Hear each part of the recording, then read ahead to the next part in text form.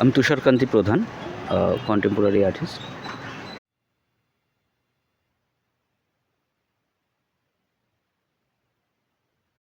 কি বলবো বলুন? এই এক্সিবিশন দেখে কিরকম লাগছে এবং এই আপনার পাড়াতেই এই গ্যালারি কেপ 31-এর প্রথম অ্যানুয়াল শো হচ্ছে, তো এই এক্সিবিশনটা দেখিয়ে কেমন? আচ্ছা, আমি সাগরিকা পাল, কেপ 31 আর্ট গ্যালারি। আমার নাম কমল নস্কর, আমি এই পাড়াতেই থাকি এবং